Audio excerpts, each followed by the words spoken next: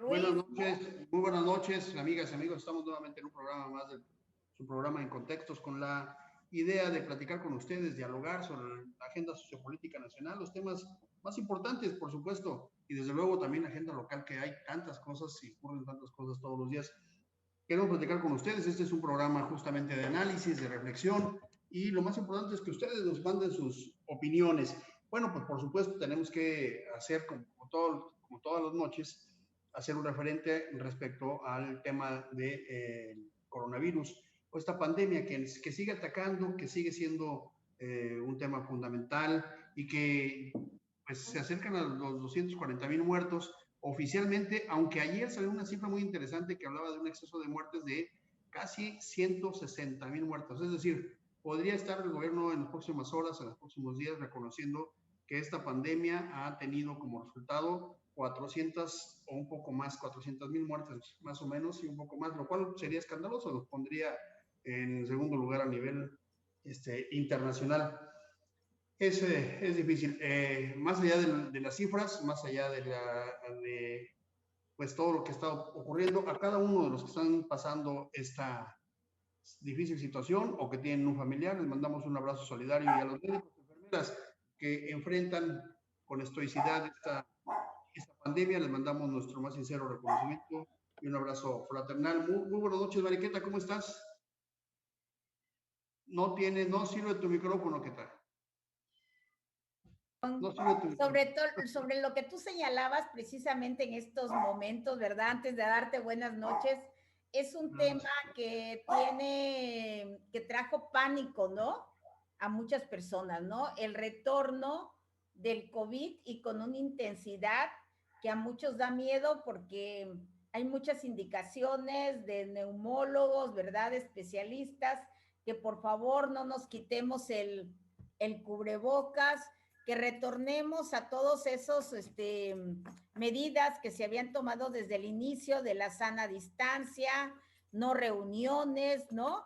Y eso implicaría también, por ejemplo, que muchos negocios que ya se habían abierto y que ya habían retornado a la nueva normalidad, tal vez tengan que cerrar si las medidas para combatir la nueva cepa de COVID se extienden y se vuelven más rígidas, ¿no? Fíjate cómo son las cosas, que en 7 estados, dice el periódico La Razón el día de hoy, en 7 estados ya se superan los picos de las primeras olas. Es decir, en 7 entidades del país están ahorita en el peor momento. Pareciera que las cosas ya están bien, pero no. En 7 estados están en el pico más alto y en 3 más está incrementándose esta cresta, digamos, esta ola estadística, y que en los próximos días podríamos tener 10 estados en los puntos más altos. Y algunos especialistas de la Universidad de Washington están mencionando ya la presencia de una cuarta ola. Sin embargo, hay dos cosas que quisiera remarcar, respecto a esto. Una, en el caso del estado, por ejemplo, hace unos días anunciaron que se estarían vacunando a los mayores de 40 años y la gente no, digamos, acudió, pero no en el número que se esperaría. Es decir, es real que hay una reticencia en ciertos sectores a vacunarse, primero. Segundo, acudieron personas menores de los 40 años, no obstante tenían ahí, digamos, muchas vacunas y estaba toda la estructura y pasaban solamente uno o dos. La gente menor a 40 años, jóvenes de no sé, 39, 38 y hasta jóvenes de 18 años y más, estuvieron pidiendo vacunas y no se las dieron. Me parece completamente ilógico que cuando la gente está pidiendo vacunas no se la den y estén esperando por un tema de edad a los otros. Es una forma de discriminación. Ese es un tema. Y el otro tema que me parece interesante relacionado con la pandemia, además, como ya dijimos, del aumento que es dramático y que hay que preocuparse, el otro es el regreso a clases que el gobierno federal, particularmente el presidente de la República, está señalando, diciendo que no hay forma de decir que no, es decir, las condiciones ya están y los alumnos tendrían que regresar a clases en todo el país en el próximo periodo, que iniciaría por ahí de septiembre. Es decir, en un mes, un poquito más de un mes, estarían regresando todos los jóvenes, todas las personas, todos los maestros, estaríamos retomando las clases. lo cual pues hay una resistencia real, pues, porque hay un incremento, por un lado hay un incremento terrible de la pandemia y por otro lado se quiere normalizar la situación regresando a clases. ¿Qué opinas de esto, Keta? ¿Cómo la ves?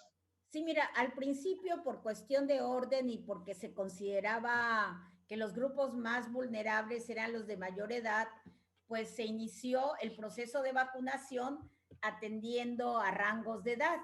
Sin embargo, llegamos ya a los de 40 años. Además, quiero decirte que en ese transcurso muchos maestros, ¿verdad?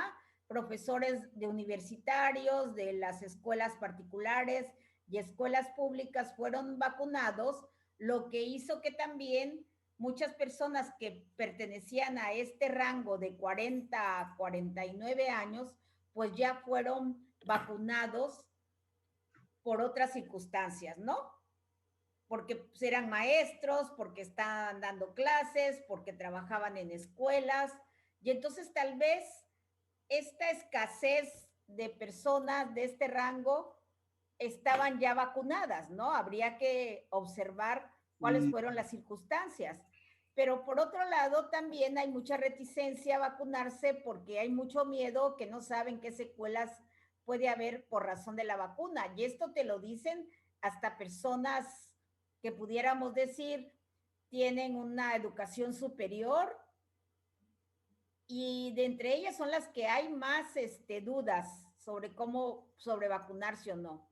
En las oficinas de gobierno lo que están haciendo pues es convenciendo a sus trabajadores que se vacunen, casi los están llevando a la fuerza a vacunarse, ¿no? pero Entonces, fíjate, este es un estado que tiene muy poco nivel de vacunación, solamente el 19%, o sea, es muy bajo. Ya en algunos estados están alcanzando el 35%, por ejemplo. En los sí, más avanzados está un poquito más, pero aquí tenemos 19% y me parece que incluso es una cifra muy optimista. Y sin embargo, otra cosa interesante, no estamos entre los estados con más contagios, ni tampoco entre los estados que tienen más personas hospitalizadas. ¿A qué le podríamos atribuir esto, Keta, según tu mira, opinión? creo que muchas regiones, sobre todo las regiones de los altos de Chiapas, ¿verdad? Tú recuerdas que al inicio hasta hicieron como una especie de cercos que no dejaban entrar a personas de fuera, ¿no? Sí, sí, sí. Tomaron sus propias medidas. Y nuestra orografía también, que es bastante compleja, ¿verdad? También facilitó, por un lado, que las comunidades permanecieran aisladas, ¿no? Y que se curaran con sus propias recetas de medicina tradicional. Se ¿Qué tal? hablaba que se habían tomado su tecito de hierbas, ¿no? Que habían tenido gripas muy fuertes, pero que habían salido adelante, ¿no? Pero, ¿qué tal? Pero en términos estadísticos eso no se sostiene porque fíjate que entre las 6 o 7 ciudades más, digamos, destacadas del estado, se concentra el 80% de la población. Es cierto que en Chiapas tenemos una dispersión poblacional muy alta, más de 5,000 comunidades, pero son comunidades que tienen poblaciones de 50, 100 personas, 150 personas, y el 25% está, digamos, disperso en ciudades, digamos, incipientes, que tienen entre 1,000 y 1,500 o 2,000 habitantes, más o menos. Lo demás está concentrado en las grandes ciudades, o sea, Tuxtla Gutiérrez, Chula, Villaflores, San Cristóbal, Tonalá, Palenque. Ahí tenemos una población del 70 y tantos %, casi llegando a los 80. Bueno, entonces habría que ver otro tipo De estrategias, ¿no? de estrategias, ¿no?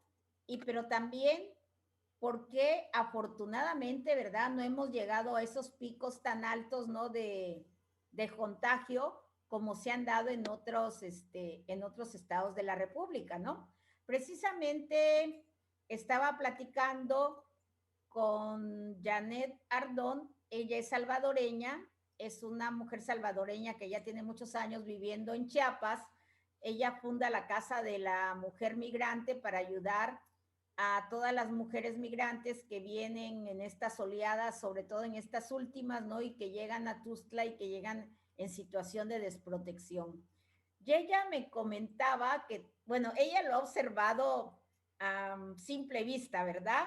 Tal vez haya otro tipo de explicaciones, que dentro de los grupos de centroamericanos que llegan a Chiapas, ella ha observado que los haitianos no se contagian,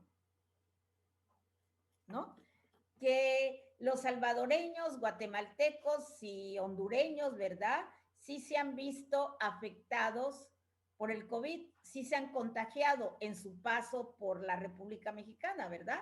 Pero simplemente en Chiapas los haitianos han permanecido sin cubrebocas, casi durmiendo en las calles, en situaciones de bastante vulnerabilidad, y ellos no se han contagiado. Pero es muy relativo, ¿no? Es lo que decían también, por ejemplo, ¿Sí? de la población indígena del estado. Decían, a ver, ¿cómo la población indígena de Chiapas y la población indígena de Oaxaca no se ha contagiado? La primera respuesta es que estos pobladores, es decir, estas comunidades, cerraron lo que tú decías al principio, cerraron sus comunidades, ¿no? O sea, prácticamente se cerraron a piedra y lodo. Y así ha sido, porque ellos son autosuficientes en una condición, desde luego, por supuesto, Precaria, ¿no? Precaria, muy precaria, pero son autosuficientes, es decir, ellos cultivan su maíz y su frijol y tienen su agua digamos, de los manantiales y pueden sobrevivir meses, y así lo han hecho durante mucho tiempo. Son comunidades justamente que se han aislado en esas condiciones.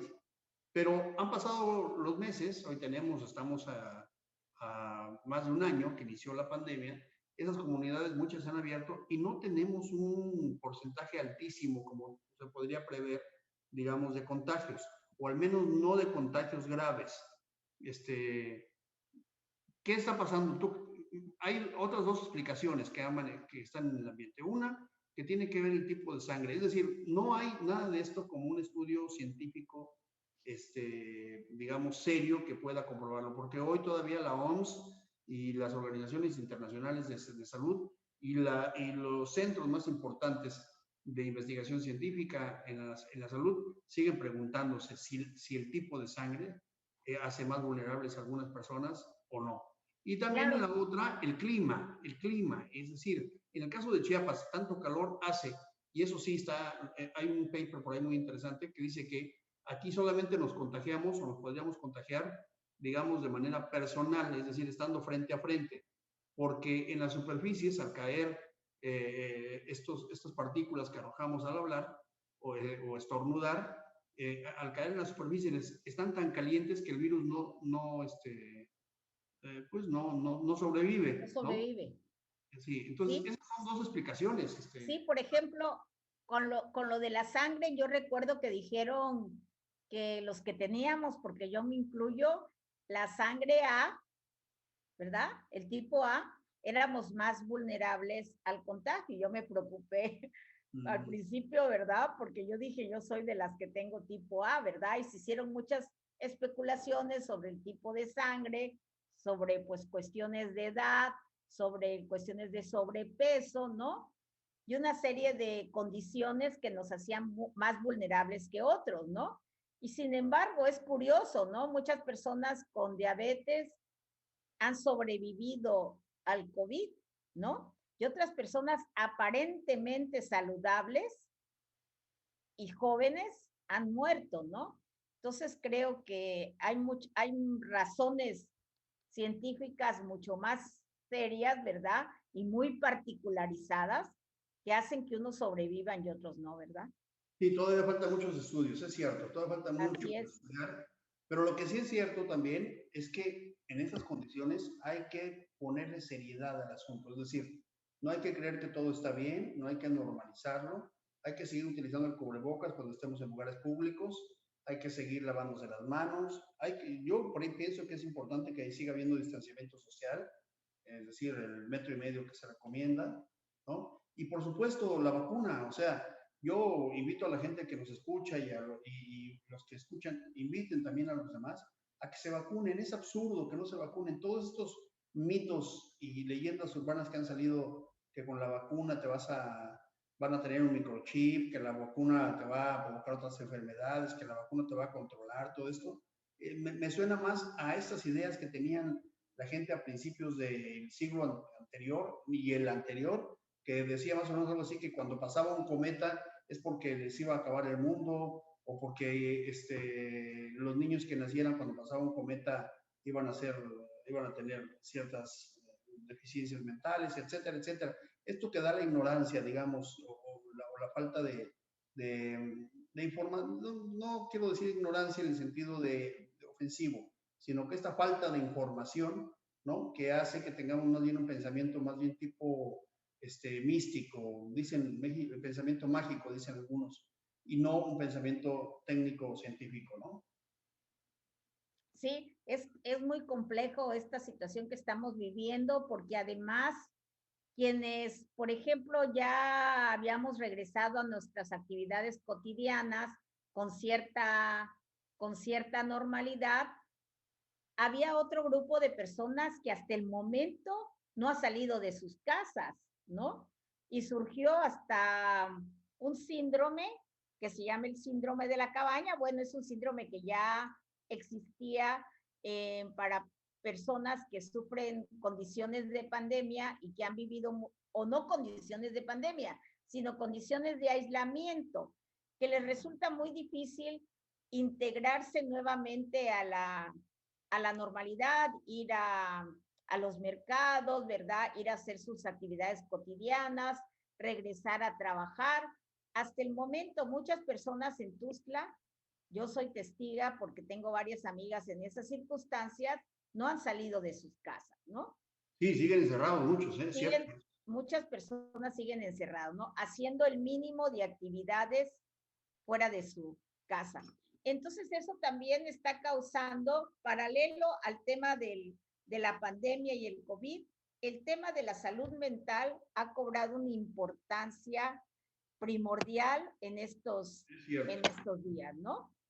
Y entonces los niños de esta generación que vieron interrumpidos sus clases, que vieron interrumpido el contacto con sus compañeros, todo este proceso de socialización que se vive en la escuela, ¿verdad? En la convivencia, de repente se las cortan y entonces eso también va a traer consecuencias, ¿no? Yo creo que los estudios que se hagan dentro de unos años sobre este periodo, pues va a haber serias afectaciones en nuestra salud mental. Va a haber, Y la al salud comparar, Y hay ¿no? otra cosa, fíjate, hace unos días estaba yo leyendo un artículo de la revista México Social, que se dedica a Sí, hacer estudios especializados sobre justamente desarrollo, sociedad, que hablaba de cómo en un año midieron y cómo ha aumentado la obesidad. Fíjate, o sea, este tipo de relaciones mórbidas. La pandemia también ha traído como consecuencia que haya un aumento de la obesidad, el sobrepeso, particularmente en niños, en jóvenes. O sea, este hecho de ir a la escuela, estar corriendo en el recreo o andar en la tensión de salir de mañana corriendo, es decir, la actividad básica de estar en la escuela, o también muchos que ayuda iban a deportivos también, ¿no? Que a iban a deportivos. nadar, que iban a practicar un deporte, ¿no? Sí. Sí, Pero se ha incrementado, decía este estudio, algo así como el 26% el porcentaje de personas con sobrepeso, particularmente en niños, o sea, en jóvenes, ¿no? Menores de 18 años. Entonces, eso también es grave, porque esto va a ser muy difícil que recuperes también esta, digamos, esta forma o esta forma de vida con más actividad. Porque lo que sí es cierto es que no vamos a tener una normalidad como la esperábamos o como la teníamos hasta antes del 19, eso, y no lo vamos a tener en varios años, no obstante la vacuna. Por eso sigo yo insistiendo en la necesidad de vacunar, en la bondad de vacunarse y la sugerencia a las autoridades que abran ya de una vez por todas la vacunación a todas las edades, o sea, 18 años hacia arriba, ya a todas las edades. Si tienen vacunas y la gente llega y no se quiere, es decir, la gente que llega se quiere vacunar y la gente que ellos quieren que llegue no llega y no se vacuna, entonces es un problema lógico de administración, ¿no? Vacunen al que esté, pues sí. Por, sí, por, porque por otro lado están los grupos de edad de 65 edades y a 80 años, ¿verdad? Que aparentemente por cuestiones de edad son más susceptibles a contagiarse y a que nos vaya mal, ¿verdad? En este proceso.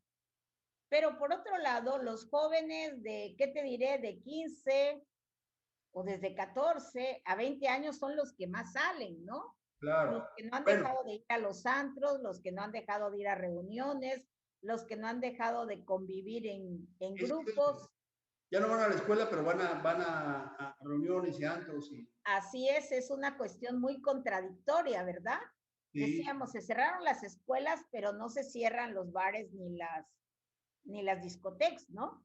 sí, Y sí. entonces, pues los jóvenes son los más susceptibles en estos momentos de contagiarse y de contagiar Y a sí, otras convertirse en un personas, ¿no? agente de contagio con las personas de mayor edad, ¿no? De mayor Oye, edad, sí. otro tema relacionado, las variantes del COVID, ¿no? Ya vamos en creo que 8 o 10 variantes terribles. Así es, El alfa, beta, gamma, epsilon, delta y el lambda ahora, ¿no? Ya nos vamos a acabar todo el abecedario griego, porque hay muchas variantes y parece ser que cada una de ellas es todavía más agresiva. Aunque dicen por ahí otra cosa,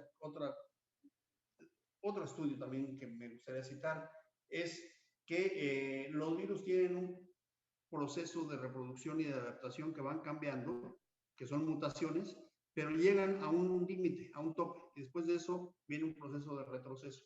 Es decir, no podríamos esperar, de acuerdo a esto, los de especialistas, degeneración, sí, que se podríamos decir. que se reproduzca y sean 1000 mutaciones, ¿no? No, tienen un número determinado de mutación, y hasta ahí llegan y luego empiezan un proceso de retroceso. Por eso es que los virus, así como llegan, son asimilados por el cuerpo humano de alguna manera y luego vivimos ya con ellos el resto de nuestra vida y además los transmitimos a las próximas generaciones, ¿no? Pero ¿Te estamos acuerdas aquella película, no? La guerra de los la mundos. guerra de los mundos, ¿no? Sí, sí, Orson Welles. De Orson Welles, ¿no? Que causó terror, ¿no? Y y cómo la película nos hablaba de que vienen seres de otro mundo, ¿no? Y aterrorizan a la Tierra, pero precisamente las condiciones de vida de la Tierra van causando deterioro y se van muriendo, ¿no? No, los matan los virus. Los matan los virus, ¿no? Se comen a los humanos, pero los humanos están tan contaminados que terminan por matar a los invasores, ¿no? Así es. O lo que pasó en México con la llegada de los españoles, ¿no? Que la viruela y estas enfermedades que trajeron los españoles causaron un estrago terrible Sí, en sí, nuestra sí. Hubo más población, ¿no? muertos por contaminación de viruela y otro tipo de, bueno, traen varias, bromicela, muchas cosas que eran mortales en ese momento y que hubo más muertos por esas causas que por las propias batallas, ¿no? Sí, fíjate, y se habla de enfermedades propias de personas de tierra fría, de tierra caliente. Por ejemplo, el esposo de una amiga es sueco, de repente se enferma y no es posible tratarlo en México porque no hay especialistas en esta enfermedad y pues tiene que irse a Suecia a ser tratado, ¿no? Y entonces ahí también influyen, ¿no? Las condiciones de cada organismo, de dónde hemos vivido, la genética, ¿verdad? Lo que nos ha transmitido nuestros padres, la familia, ¿no? Nos hacen más fuertes o más débiles, ¿no? Sí, por ejemplo, los españoles cuando llegaron, los europeos cuando llegan a América, ya habían ellos dominado en su ADN el virus de la peste negra, por ejemplo, de la viruela, que ya la habían tenido y había matado a muchas personas en Europa y los que sobrevivieron pues ya la llevaban. Por eso cuando tienen contacto con los americanos, con la gente que vivía en este territorio, pues por supuesto le genera una mortandad porque no tenían las defensas y eran muy agresivos los virus que traían los europeos. Pero fíjate, mencionaste otro caso, esto de las enfermedades, digamos, localizadas en función de la región, ¿no? O sea, Sí, digamos, un determinismo de salud geográfico. Pues sí, nosotros las enfermedades tropicales, ¿no? Muchas enfermedades, nuestra gente, digamos, en esta zona padece no solamente el tema de la obesidad, que es muy, muy marcado, sobre todo por el tema de la alimentación que se basa en cacao, se basa en café, se basa en maíz y en grasas, ¿no? El tamal es un muy buen ejemplo, sino también estas enfermedades que tienen que ver con el clima, con la humedad, por ejemplo, como el asma. Tenemos mucha gente enferma de asma, tenemos mucha gente de enfermedades tropicales y de alergias, Sí, porque o hay, también por las cuestiones de limpieza, ¿no? Como pasa con este de los Altos de Chiapas, que se quedan ciegos, sí, sí, sí. muchos de ellos, ¿no? Eso tiene que ver con el agua, digamos, ¿no? Sí, con el agua, como que no llega agua entubada, ¿no? Entonces, pues no tanto que sean sucios, sino que no tienen la facilidad de estarse lavando las manos continuamente, ¿no? Entonces se llevan las manos a los ojos, ¿no? Y se contagian de esta manera y muchos han llegado a quedarse ciegos, ¿no? O Sí, en claro, las claro. o también están, por ejemplo, en la zona esta de la zona cafetalera, ¿no? Sobre todo de la costa donde hay mucho sol, que se les queman las retinas a los que trabajan en el campo y que no están protegidos, ¿no? Sí, decías, por ejemplo, esto de que tiene que ver con la higiene. Sí, mucha gente vive, digamos, tú recordarás este programa que hablaba de patio firme, ¿no? Sí, piso firme. Piso firme. Y sí, efectivamente había un programa, ¿no? En donde le ponían a la gente un piso un piso firme para poder construir su casa, porque estar en el lodo provocaba además muchas enfermedades. Pero bueno, salían al patio y ahí estaban defecando las gallinas, los cerdos, los caballos, si es que tenían caballos o borregos, y los niños andan, así son, así está, esa es nuestra realidad. Siguen caminando en ese lodo está lleno de Materias bacterias, fecales.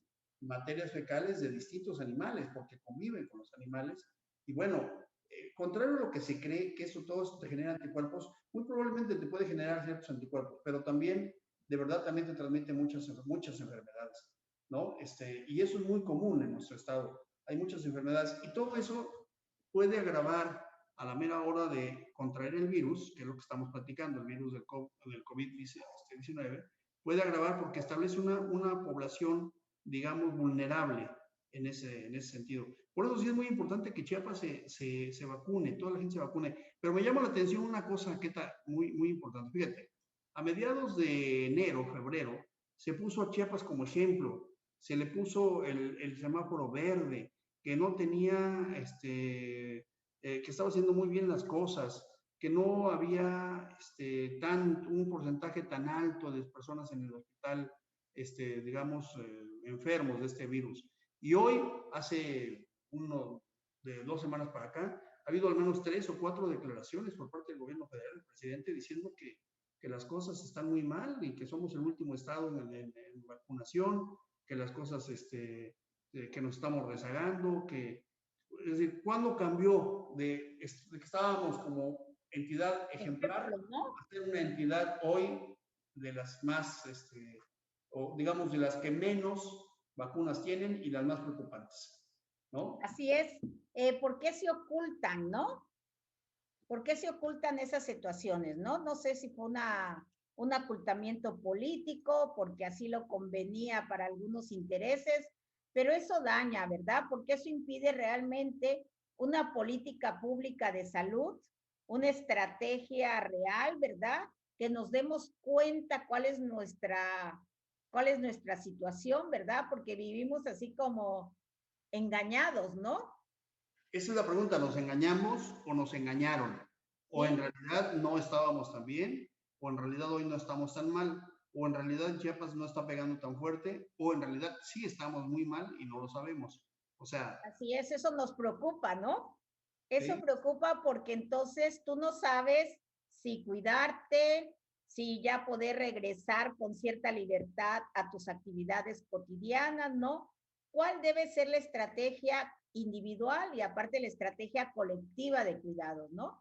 Si hay que suspender otra vez las labores, organizar guardias, volver a tu casa, ¿no? A las reuniones por Zoom. ¿Qué es lo que amerita estas nuevas condiciones que nos están dictando desde el propio gobierno, ¿no? Sí, me parece muy, muy grave que del propio gobierno federal se esté señalando que Chiapas está mal. Y que hayamos pasado de ser ejemplo a ser ahora una de las entidades más señaladas. Pero me parece también muy grave que la gente no esté, digamos, preocupada por vacunarse. O sea, insisto mucho en esto que no sé las motivaciones de esa gente. Podemos generalizar diciendo este pensamiento místico, mágico, que impide que se vacunen, pero de verdad les decimos a nuestros amigos, la gente que nos escucha, y difundan esta idea. Hay que vacunarse, no solamente por sí mismo, sino para efectos de la responsabilidad con nuestra comunidad, nuestra familia, en nuestro entorno. Yo creo que no esperemos a que se haga obligatorio, lo cual, por supuesto, a mí me parece que sería algo terrible que tuviéramos que caer ya a esquemas, digamos, de hacer obligatoria una vacuna. No, hay que hacerlo, hay que vacunarse y hay que ser una sociedad responsable. Exigimos a veces, pero no asumimos tampoco como ciudadanos el tema. Y las autoridades, pues yo sí les pediría más imaginación, más inteligencia y más coordinación. ¿Cómo es posible que lleguen los jóvenes no permitan que se vacunen?